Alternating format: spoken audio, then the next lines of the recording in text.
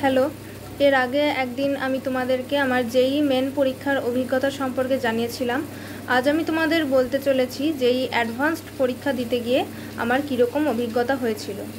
দেখো, অ্যাডভান্স পরীক্ষা দেবার দুদিন আগেই আমি এক্সাম সেন্টারের কাছাকাছি একটা হোটেলে চলে গিয়েছিলাম। দুদিন আগে যাবার কারণ হলো যে জেইই অ্যাডভান্স পরীক্ষার দিন খুব সকালে বেরিয়ে যেতে হয়, সেজন্য সেই দিনটা সকাল এবং তার আগের দিনটা পুরোপুরি রেস্ট নেওয়া দরকার। তো একদিন আগে আমি যদি বেরোতাম তাহলে সেটা সম্ভব ছিল না। তো পরীক্ষা তোমরা জানো যে দুটো হাফে হয়, একটা হলো 9টা থেকে 12টা এবং পরেরটা হলো 2:30 থেকে 5:30। রিপোর্টিং টাইম লেখা থাকে 7টা, কিন্তু পরীক্ষার 1 ঘন্টা আগে গেলেও বা আধ ঘন্টা আগে গেলেও তোমরা নির্বিঘ্নে পরীক্ষা দিতে পারবে। আমরা 8টার আগেই ওখানে পৌঁছে গিয়েছিলাম। যে জিনিসগুলো অ্যালাউ করা হয়েছিল সেগুলো হচ্ছে অ্যাডমিট কার্ড, যে কোনো ফটো আইডি প্রুফ যেমন আধার কার্ড, ট্রান্সপারেন্ট ওয়াটার বোতল, ট্রান্সপারেন্ট পেন, তার সাথে পেন্সিল এবং রাবারের উপর কোনো কভার থাকা চলবে না।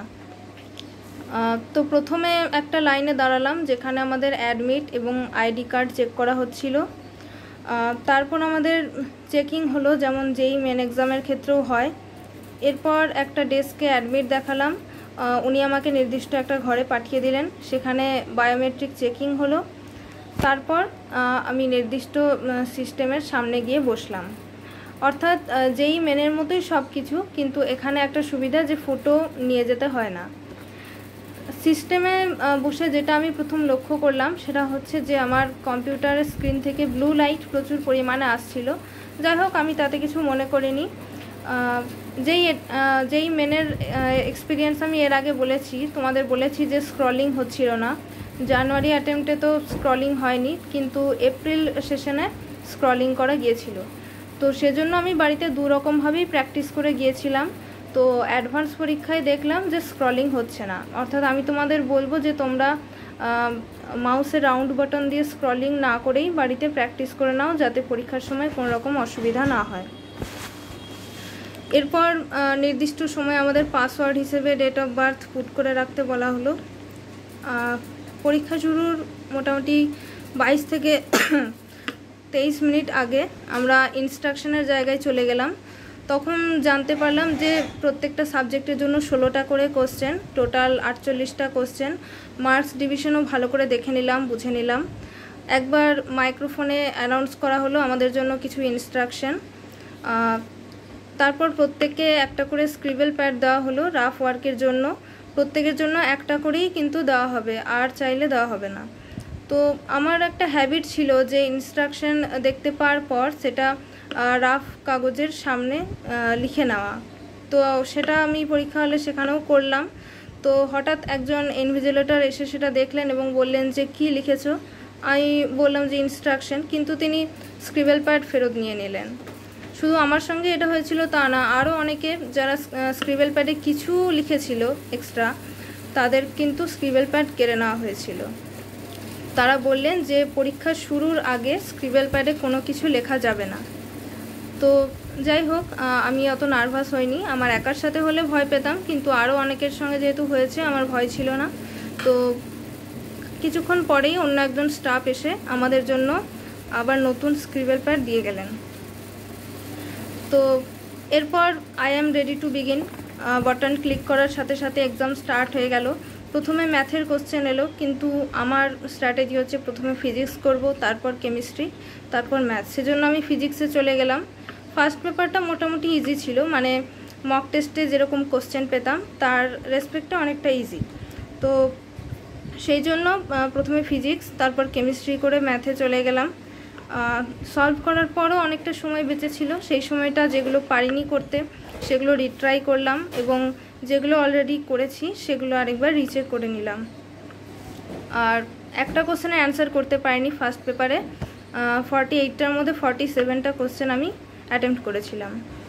পরীক্ষার শেষে আমাদের স্ক্রিবেল প্যাড জমা নিয়ে নেওয়া হলো এবং আমাদের মোটামুটি 5 মিনিট পর ছেড়ে দেওয়া হলো।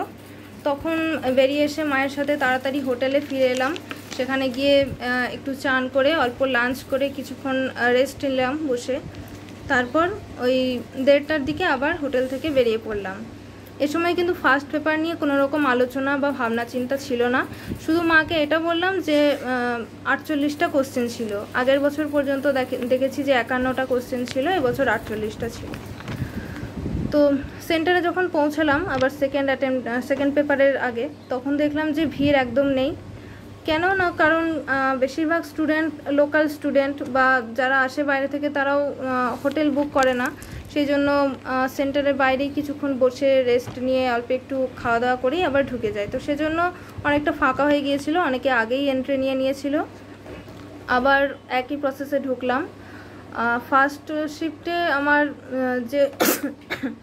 যে কম্পিউটারে পড়েছিল তার 4টে কম্পিউটার আগে আমার সিট পড়লো, অর্থাৎ একই কম্পিউটার কিন্তু পাবে না। এরপর যখন আমাদের স্ক্রিবেল প্যাড দেওয়া হলো তখন আর ভুল করেও আমি কিছু লিখিনি, কিন্তু ইনস্ট্রাকশনের সামনে যখন এলাম এবং দেখলাম যে 8টা করে নিউমেরিক্যাল আছে প্রত্যেকটা সাবজেক্টে, তখন আমার প্রাণ বেরিয়ে গেল। তার উপর আবার আগের শিফটে যে 3 ঘন্টা একটানা একভাবে বসেছিলাম, তার ফলে পায়ে এবং কোমরে যা ব্যথা শুরু হয়েছিল তাতে কোশ্চেনের দিকে কনসেন্ট্রেট করাই মুশকিল হয়ে পড়েছিল। কখনো 1 পা তুলে কখনো 2 পা তুলে অনেক কষ্ট করে বসেছিলাম।